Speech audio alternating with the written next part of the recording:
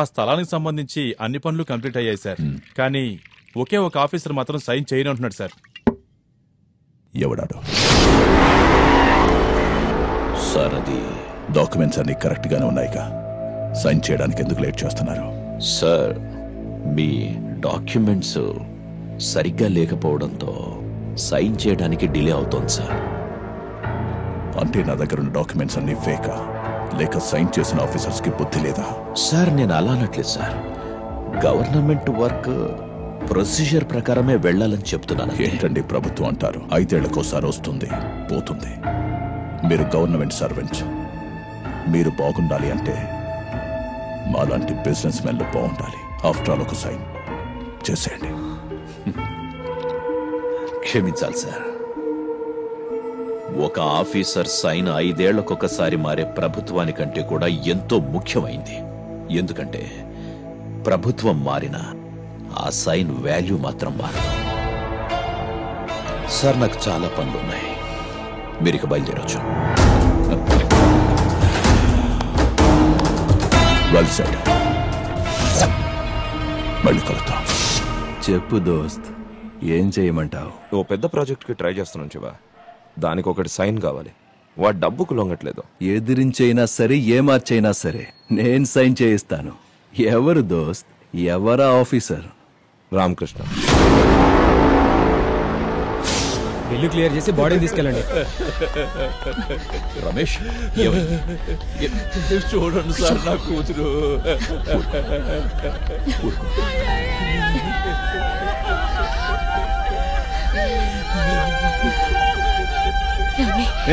ఎక్కడయ్యా నా డబ్బులు? మీ అప్పు తీర్చేస్తాను సార్, నాకు కొంచెం టైం ఇవ్వండి సార్. నా దగ్గర నాటకాలు ఆడుకు, నా డబ్బు నాకు కావాలంతే. సార్ సార్ సార్, ఏమైంది సార్? వీడు కూతురు చదువు కోసం డబ్బు ఇచ్చాను, ఇప్పుడు ఆ కూతురు లేదు, డబ్బు లేదు. నువ్వు ఇస్తావా? కొంచెం టైం ఇవ్వండి సార్. అలాగే. రమేష్, ఇలా రా. కొంచెం నీళ్లు తాగండి. సరే, డబ్బులు లేదంటున్నారుగా, చచ్చి ఇంకా అరగంట కాలేదు.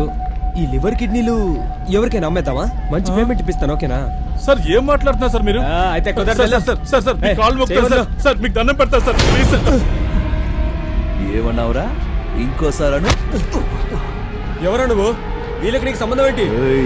కష్టాల్లో ఉన్నవాడి గురించి మాట్లాడటానికి సంబంధాలు అక్కర్లేదురా, మనిషి అయితే చాలు. చెక్కోగలరా? మొత్తం బిల్ అయితే తెలుసా నీకు? కట్టే స్తోమత లేకపోతే ఇక్కడికి ఎందుకు తీసుకురావడం? ఏదైనా గవర్నమెంట్ హాస్పిటల్ తీసుకెళ్లొచ్చు కదా. ఎమర్జెన్సీ వచ్చినప్పుడు దగ్గరలో ఏ హాస్పిటల్ ఉందో చూస్తాం గాని జేబులో ఎన్ని డబ్బులు ఉన్నాయని ఎవరు చూడరా. ఇక్కడి నుంచి తీసుకెళ్లకుండా ఎవడు అడ్డొస్తాడో నేను చూస్తా. పదండి అన్నా, బండి సైడ్ లో ఆపు, ఇక్కడే లెఫ్ట్ లో.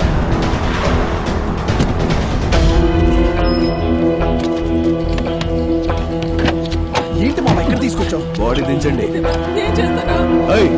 దించండి.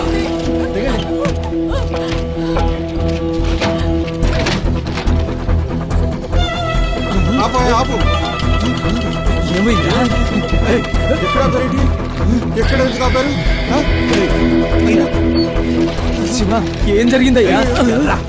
శివ, అడిగేది నిన్నేనయ్యా, చెప్పయ్యా. శివ, శివ, ఏంటయ్యా ఇది? ఒక్క నిమిషం. దొంగేడు పేడుస్తున్న బంధువులారా, శవాన్ని తీసుకెళ్లే ముందు ఈ శివ టర్మ్స్ అండ్ కండిషన్స్ వినండి. ఇక్కడ చనిపోయిందే ఈమె బాబా పెద్ద మనిషి. తను బతుకున్నప్పుడు ఈమె కోసం ఇంకో పెద్ద మనిషి దగ్గర అప్పు చేశాడు. ఆ అప్పు తీరక ముందే ఈమె చచ్చిపోయింది.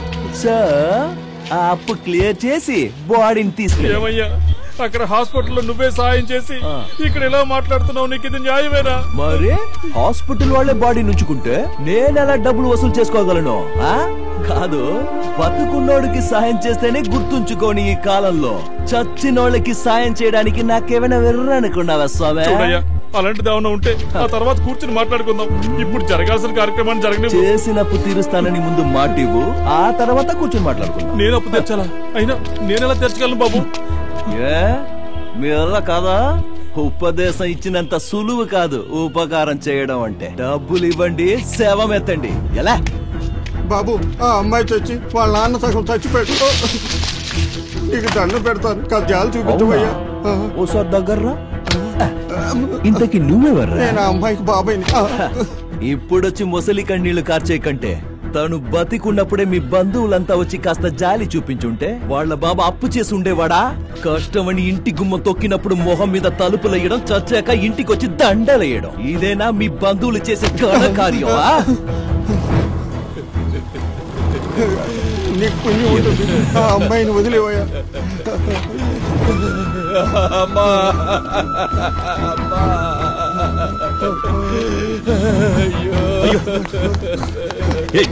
ఏంటి ఇక్కడ వచ్చారు? తీసుకెళ్దాం పదండి. చైత్యవయ్యా పెద్ద దిగొచ్చే. శివ, ఏంటిది? ఏం చేస్తున్నావు నువ్వు?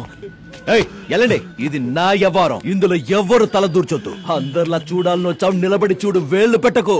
అందరి ముందు హీరో అవ్వాలని ట్రై చేయకు. శివ, శివ, ఏంట్రా ఇది? నా మాట విను శివ. నీ మాట ఇలా ఏడిపించడం మంచిది కాదు శివ. పాపం తగులుతుంది.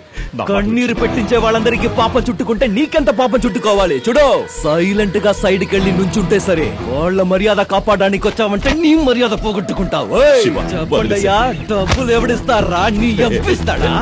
వాడు చేసిన అప్పు ఎవరు తీరుస్తాడా?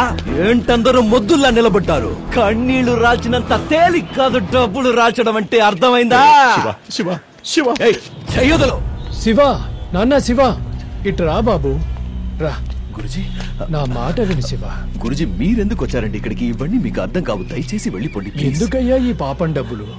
ఏంటి పాపం డబ్బులా? పాపం డబ్బులు, పాపం డబ్బులు అంటారు. మీరు పుణ్యం చేసి ఏం సంపాదించుకున్నారు? మీరు చేసిన పుణ్యం వల్ల మీ పిల్లలకి ఏమైనా మేలు జరిగిందా ఏంటి? ఇక మీద ఇలాంటి నీతి వాక్యాలు మాట్లాడకండి, ఎవరికి వినపడదు. ఇక్కడ అందరితో మాట్లాడిస్తుంది డబ్బు. డబ్బు విషయం మాట్లాడితే చెవిటి వాడికి కూడా వినిపిస్తుంది. డబ్బుకున్న విలువ పవర్ అలాంటిది. అలాగే పవర్ ఉన్న వాడి దగ్గరికి డబ్బు వెళ్తుంది. వాడు మంచివాడా చెడ్డవాడా అన్నది డబ్బుకు అనవసరం, అర్థమైందా? అవును, నేను నీచుల్ని, పాపిష్టి వాడిని డబ్బు కోసం ఏం చేయమన్నా చేస్తాను. దేవుడి పేరు చెప్పి శాపం ఇస్తాడు, వరం ఇస్తాడని కోట్లు కూడపెట్లా. 5 ఏళ్లలో మీకు స్వర్గం చూపిస్తానని రాజకీయ నాయకుల్లా మోసం చేయలా. పేదల రేషన్ బియ్యంలో, పేషెంట్ల మందుల్లో, పెద్దోళ్ళకిచ్చే పెన్షన్లు అంతెందుకు, ఫ్రీగా దొరికే గాలి, నీళ్లు అన్నిట్లో మోసం చేసి డబ్బులు సంపాదించే దగాకోర్లున్న ఈ లోకంలో వాళ్ళెవ్వరు అడగరే? ఎందుకు అడగరు? వాళ్ళెవరు మీ కంటికి కనిపించినంత ఎత్తులో రాజుల్లా కూర్చున్నారుగా, అందుకు. సాధ్యమైనంత డబ్బు సంపాదించండి. డబ్బు సంపాదించే వారికి దయచేసి అడ్డం రాకండి ప్లీజ్. చెప్పి నా నోరు మోయించొచ్చు, కానీ ఆ దేవుడి కళ్ళ నుండి తప్పించుకోలేవు. కష్టపడతావు, నువ్వు అనుభవిస్తావు. ఏంటి దేవుడా? పిలవండి, ఇక్కడ ఇలాగే నుంచుంటాను, రమ్మనండి. చాలా విషయాలు మాట్లాడాలి. చిన్న వయసులోనే మా నాన్న నాకు దూరం చేశాడు. అప్పుడు నేనేం పాపం చేశానో ఆయన్నే అడగాలి. మా అమ్మ నాకు ఎందుకు దూరం చేశాడో అడగాలి. ఆశ్రమంలో ఉన్న ఈ పిల్లలకి కాలు, చెయ్యి, కన్ను ఎందుకు లేకుండా చేశాడో అడగాలి. వీళ్ళు చేసిన పాపం ఏంటో అడగాలి. పిలవండి. వస్తాడా? దేవుడు రాడు, రానే రాడు. ఎందుకో తెలుసా? మీ మంచోళ్ళు ఉన్నారే, మీరంతా మీ భారాన్ని ఆయన మీద వేసి ఆ భారం మొయ్యలేక ఎక్కడ దాక్కుని ఉంటాడు. గురుజీ, డబ్బున్నోడు ఎంత చెడ్డోడైనా 100 మంది వచ్చి ఊరంతా ఊరేగిస్తారు. డబ్బు లేనోడు చస్తే కనీసం 4 వచ్చి భుజానికి ఎత్తుకోవడానికి కూడా ముందుకు రారు. ఇదే వాస్తవం, ఇదే లోకం, ఈ ప్రపంచమే అంతా. చెప్పండయ్యా, వాళ్ళు చేసిన అప్పు ఎవరు తీరుస్తారు? ఇది అనాథ శవమా? దిక్కుమొక్కు ఎవరు లేరా? లేరంటే చెప్పండి, నేనే తీసుకెళ్లి తాగల పెడతా. నేను తీరుస్తాను. ఆ అప్పు నేను తీరుస్తాను. శభాష్ పెద్ద మనిషి. ఉత్సాహంలో ఏదేదో కమిట్ అయిపోకండి. వాళ్ళు చేసిన అప్పెంతో మీకు తెలుసా? అది ఎంతైనా ఉండని నేను తీరుస్తాను. గ్యారంటీ ఏంటి? ఏం కావాలి? ఒక్క సంతకం చాలు.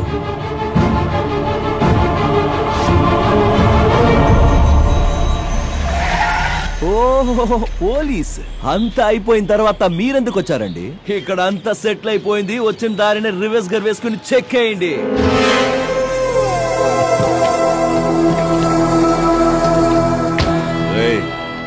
నిన్ను తీసుకెళ్ళటానికే వచ్చానురా. పదరా స్టేషన్ కి. ఏంటి మిస్టర్ ఆదిత్య, నా గురించి మీకు తెలీదా? ఏంటయ్యా మాదేవ్, ఏంటంట? నువ్వు ఎవరో ఏంటో నాకు బాగా తెలుసు, కానీ నేనెవరో కూడా నీకు తెలియాలి కదా. దానికి ఇప్పుడు టైం వచ్చింది. నీ మీద కంప్లైంట్ ఇచ్చారా? కంప్లైంటా? నా మీద?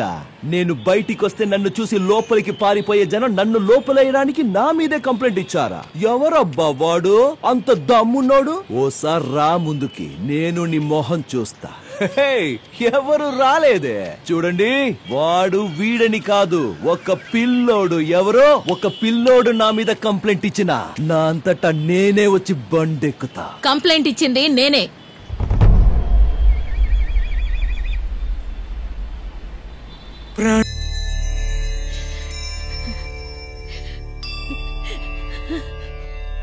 లక్ష్మి, ఒక ఆడదానిలా ఆలోచిస్తే వాడు చేసింది తప్పనిపిస్తోంది. అదే కన్న తల్లిగా ఆలోచిస్తే నేను చేసింది తప్పనిపిస్తోందండి. వాడిని పోలీస్ స్టేషన్లో ఎంత హింస పెడుతున్నారో ఏమిటో.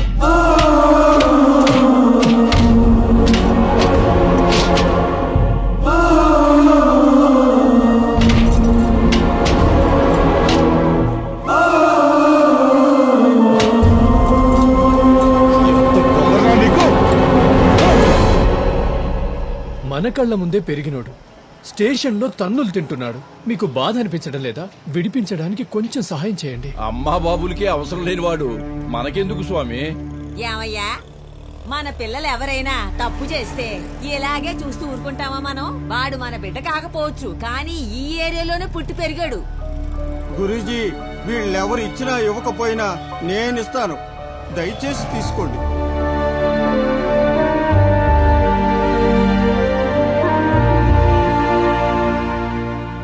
గురూజీ, వాడి తల్లి బాధ చూడలేకపోతున్నాను. ఎలాగైనా వాడిని విడిపించండి. నువ్వు కూడా నాతో రా. వద్దు గురూజీ, వాడు నన్ను చూస్తే బయటికి రావడానికి కూడా ఒప్పుకోడు. మీరు వెళ్ళండి. ఉంటాను.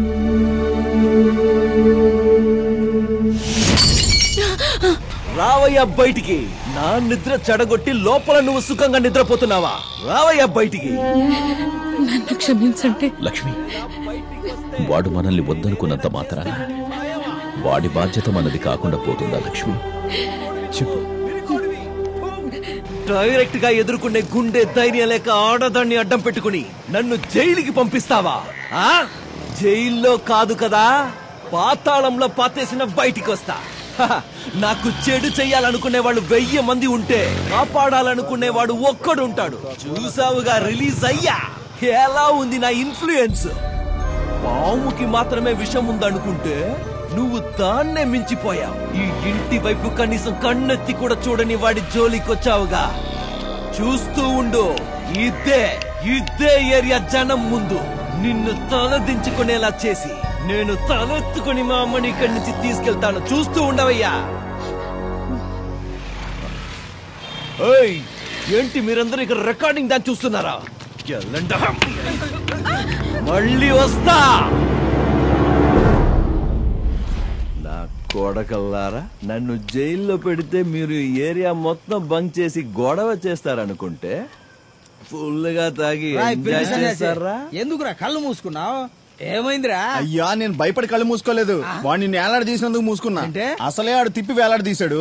టైం బ్యాడ్ అయి నీ లుంగి ఊడిందనుకో, తమరి విశ్వరూపం నేను చూడగలనా? ఏంట్రా అంటున్నారు? అన్నకు మందు ఖాళీ అయిపోయింది, నువ్వు వెళ్ళి అన్నం పట్టుకురాని మా పితాశ్రీకి చెప్తున్నా. నేనంటే అంత లవ్ అంటారా నీకు? అబ్బాయిలందరికీ రాత్రి పడుకున్నప్పుడు కల్లో సన్నీలి అని వస్తే నా కల్లోనూ మా పితాశ్రీ కల్లోనూ నువ్వే వస్తావు మామా. మిక్సింగ్ డాడీ ఫిక్సింగ్ సన్ను. మీరు నాగస్వరం ఉదగానే తల్లాడిస్తూ నాట్యం చేయడానికి నాగరాజు అనుకున్నారా? ఆ నాగరాజుని మెడలో వేసుకుని నాట్యం చేసే శివుడిని. ఈ దేడు దమాక మాటలు నా దగ్గర కాదురా. మీరు ఇలాగ వేలాడుతుండండి, రేపు పొద్దున వస్తా. అయ్యో, నువ్వు పొద్దున వస్తే మా శవాలు దించాలి. శివ దించు, శివ దించు. ఏంట్రా మావా సౌండ్? నీ పిల్ల అగ్రహారంలో ఫంక్షన్ పెట్టుకుంది. ఫంక్షన్? కాబోయే అల్లుడు సెంట్రల్ జైలుకి వెళ్లాల్సింది జస్ట్ మిస్ అయ్యాడనే టెన్షన్ లేకుండా అగ్రహారంలో, అది నా డార్లింగ్ ఇంట్లో ఫంక్షనా? అందుకే అంటారు మావా, అన్నోడు బాగుంటాడు, పడ్డోడు బాగుంటాడు, మధ్యలోడు నలుగుతాడని. Costume change, location shift, surgical strike.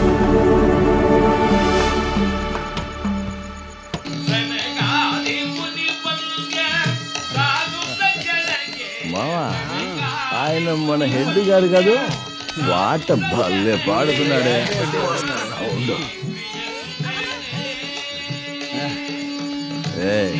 అడ్డులే నేను వచ్చేసా.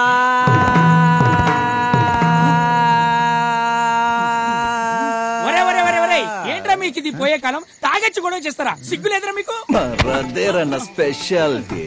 నేను తాగినంత నువ్వు తాగితే బార్లోనే పడిపోయి ఉండేవాడు. ఇంత తాగినా నేను ఇక్కడ దాకా వచ్చానంటే నా స్టామినా అప్రిషియేట్ చేయకుండా నన్ను ఇన్సల్ట్ చేస్తావా? అది సరే, ఏంటి ఆర్కెస్ట్రా? రికార్డింగ్ డాన్స్ కూడా ఉందా? పుష్పం అది ఆర్కెస్ట్రా కాదురా, ఫ్యామిలీ గెట్ టుగెదర్. అయితే అదేంటో చూడాల్సిందే. అందరూ చల్లగాలి పిలుచుకోవడానికి సరదాగా బయటికి వస్తే family family family family get together, family get together. ఒక డిచ్ ఇస్తే వీడైపోతాడు. డార్లింగ్ ఏం డార్లో, నేను ఒక్కరోజు జైలుకి వెళ్ళినందుకే నా గురించి ఆలోచించి చించి చిక్కిపోయావా?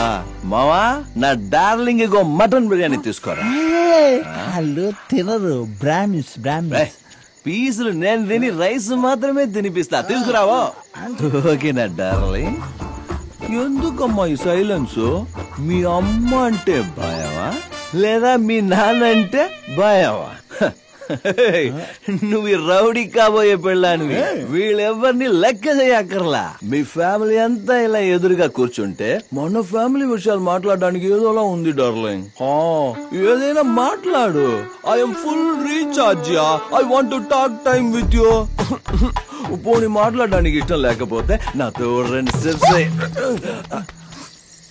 మావా, తను కోపంతో వెళ్ళిందా సిగ్గుపడితే తిట్టుకుంటూ వెళ్తుంది? తిట్టుకుంటూ వెళ్ళిందా?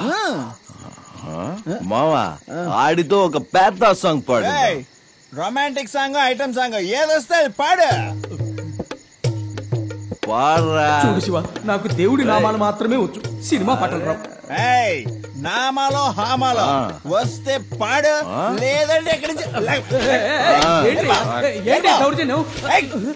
మన టీం కి ఈడే ఎస్పీబీ, ఈడే డిఎస్పీ. మావా నువ్వు కీరవాడు మావా.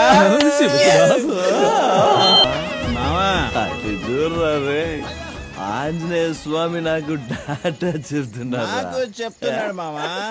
జై ఆంజనేయ. ఎవరు రాదే? డార్లింగ్, ఎలా ఉంది మన స్టెప్స్, డాన్స్, సింగింగ్? ఇంకా చాలా ఆపు. నీ గురించి నువ్వేమనుకుంటున్నావు? మనిషివా మృగానివా? ఈ రకంగా మొరటోడ్లా బిహేవ్ చేస్తే ఏ అమ్మాయి నిన్ను ప్రేమిస్తుంది? నీకసలు ప్రేమ అంటే ఏంటో తెలుసా? అది వదిలే, నిన్ను నువ్వు చూసుకున్నావా? ఆ గడ్డం, ఆ జుట్టు చూస్తే ప్రేమ పుట్టదు, అసహ్యం కలుగుతుంది. అవునే, నేను మొరటోడ్నే. నాకు ప్రేమ అంటే ఏంటో తెలీదు.